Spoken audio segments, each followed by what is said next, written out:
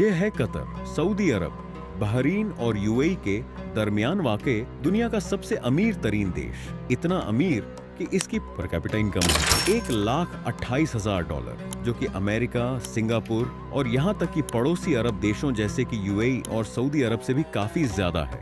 Per capita income का मतलब होता है हर आदमी की एवरेज इनकम, यानी किसी कंट्री या स्टेट की टोटल इनकम को टोटल पॉपुलेशन से डिवाइड करने पर जो नंबर मिलता है उसे पर कैपिटा इनकम कहते हैं। इसका टोटल एरिया लगभग 11,000 स्क्वायर किलोमीटर है, जो भारत में नागालैंड स्टेट से भी छोटा है। बड़ी बड़ी बिल्डिंग्स, शॉपिंग मॉल्स, महंगी गाड़ियां, इसी वजह से कतर को मिडिल ईस्ट का वेगस भी कहा जाता है। मगर कतर हमेशा से ऐसा नहीं था।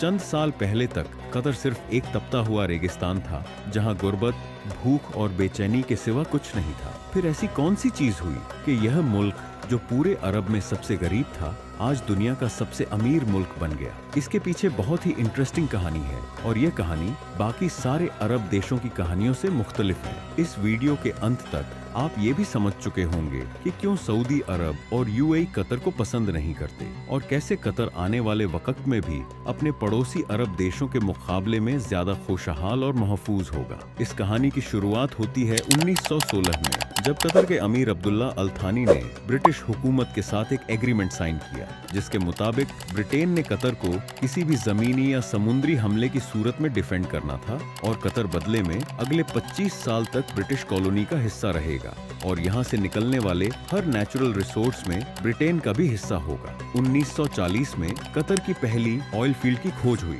1960 में कतर में ओनाइल की खोज और उसे निकालने का काम उरूज पर था और कतर के हालात आहिस्ता आहिस्ता बदलने शुरू हो चुके थे, लेकिन हालात अभी भी कुछ खास नहीं थे। लेकिन फिर 1970 में शेल ओनाइल कंपनी ने इस देश का सबसे बड़ा खजाना ढूंढ निकाला, नॉर्थ फील्ड, दुनिया की सबसे बड़ी नेचुरल गैस फील्ड। मगर उस वक्त गैस का इस्तेमाल और फायदा उतना ज्यादा नहीं था, क्योंकि गैस सिर्फ पाइपलाइंस के जरिए ट्रांसफर हो सकती थी और कतर गैस इस्तेमाल करने वाले देशों से इतना दूर था कि वहां तक पाइपलाइन पहुंचाना तकरीबन नामुमकिन था। इसी वजह से शेल कंपनी ने भी यह गैस फील्ड डिस्कवर करके भुला दिया और ये डिस्कवरी सिर्फ ऑफिशियल डॉक्यूमेंट्स में दबकर रह गई।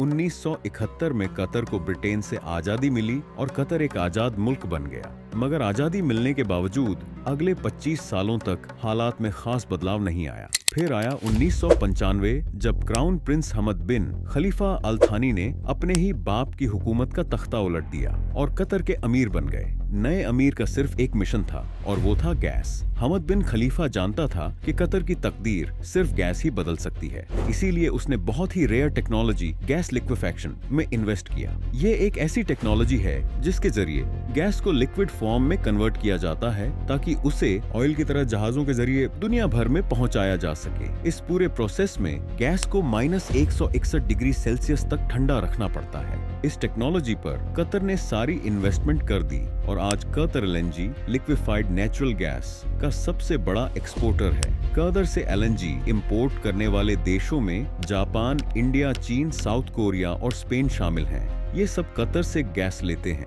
बिलियंस ऑफ डॉलर्स कतर में आना शुरू हो गए, लेकिन सिर्फ गैस ने कतर की तकदीर नहीं बदली, क्योंकि नेचुरल रिसोर्सेज तो बहुत सी देशों के पास होते हैं और उन्हें एक्सप्लॉइट भी बहुत सी कंट्रीज कर लेती हैं। मगर असल मसला आता है उन रिसोर्सेज से आने वाले पैसों को सही इस्तेमाल करने का, वरना वेनेजुएला और अंगोला का अंजाम हमारे सामने है। यही वह जगह है जहां कतर बाकी देशों पर बाजी ले गया। कतर ने 2005 में कतर इन्वेस्टमेंट अथॉरिटी के नाम से एक कंपनी बनाई गई, जो देश के तेल और गैस से होने वाली आमदनी को दुनिया भर में इन्वेस्ट करती है और इसीलिए आज दुनिया के हर बड़े मुल्क और हर बड़े शहर में आपको कतर की इन्वेस्टमेंट नजर आएगी, चाहे वो लंदन के बड़े बड़े होटल्स हों, ऑफिसेस हों या बिल्डिंग्स, या फिर अमेरिका के बड़े बड़े ऑफिसेस, या फिर मल्टीनेशनल कंपनियां जैसे कि Volkswagen, Barclays bank, Shell, Tiffany and कोस्टर या फिर रोसनेफ्ट, जो रूस की सबसे बड़ी ऑयल कंपनी है।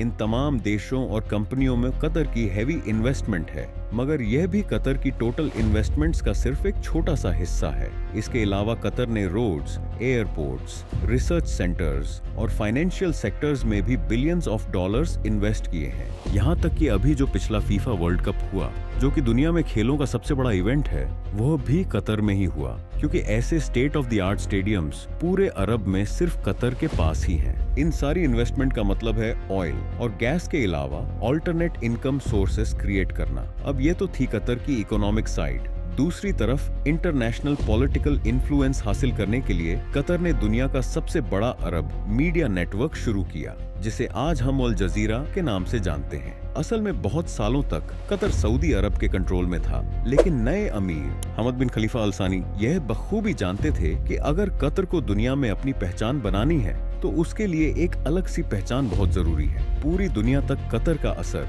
उसकी आवाज और उसका नैरेटिव पहुंचाने में अल जजीरा ने एक जबरदस्त रोल प्ले किया है। 2010 के अरब स्प्रिंग के दौरान भी अल जजीरा वो वाहिद चैनल था जिसने प्रोटेस्ट्स को ऑन एयर किया, और इस वजह से सऊदी अरब और दूसरी कंट्रीज से उसे जबरदस्त क्रिटिसिज्म का सामना भी करना पड़ा। अल जजीरा का इन्फ्लुएंस इतना ज्यादा है कि 2017 में जब सभी अरब देशों ने कतर का बॉयकॉट किया, तो उसे खत्म करने के लिए जो सबसे पहली डिमांड रखी गई वो थी कि अल जजीरा को बैन किया जाए। सऊदी अरब और यूएई में तो अल जजीरा 2017 से अब तक बैन है। कतर का यह बॉयकॉट एक मुकम्मल फेल्योर था, लेकिन इसकी सबसे बड़ी वजह यह थी कि सऊदी अरब को इस बॉयकॉट में तमाम अरब देशों की सपोर्ट हासिल नहीं थी। यहाँ तक कि कुवैत और ओमान ने भी इस बॉयकॉट का हिस्सा बनने से इनकार कर दिया। दूसरी वजह यह थी कि कतर के ईरान और तुर्की के साथ बहुत अच्छे रिश्ते हैं, जिसकी वजह से सऊदी अरब और यूएई कतर से काफी नाराज हैं। मगर अंतर्राष्ट्रीय स्तर पर सारे देश कतर को एक न्यूट्रल स्टेट समझते हैं, और इसी वजह से पूरी दुनिया में सिवाय 6 देशों के किसी ने भी इस बॉयकॉट को सपोर्ट नहीं किया। कतर को गैस की वजह से एक और फ्यूचर एडवांटेज भी मिला है। तेल के बारे में तो अक्सर एक्सपर्ट्स कहते हैं कि 2030 नहीं तो अधिकतम 2040 तक वह बिजली से रिप्लेस हो जाएगा, मगर गैस के बारे में ऐसी कोई भविष्यवाणी नहीं है, बल्कि उल्टा गैस की मांग लगातार बढ़ती जा रही है। अभी हाल ही में रूस यूक्रेन युद्ध में रूस की तरफ से गैस पाइपलाइन ब्लॉक की गई, तो कतरी गैस की मांग 10 गुना बढ़ गई, क्योंकि अब यूरोपीय देश भी गैस के लिए कतर से संपर्क कर रहे हैं, और ये डील्स कतर को और भी अमीर बना देंगी। 2022 में कतर की एनर्जी एक्सपोर्ट्स 150 अरब डॉलर को पार कर चुकी है। तो कल को जब बाकी अरब देश तेल के रिप्लेस हो जाने से परेशान होंगे, वहीं कतर को इस बदलाव से कोई खास फर्क नहीं पड़ेगा। लेकिन अब कतर में सब कुछ अच्छा भी नहीं है, और हाल ही में वहां मजदूर वर्ग की स्थिति को लेकर काफी सवाल भी उठाए गए हैं। मगर कतर बाकी अरब देशों की तुलना में ज्यादा ओपन स्टेट है,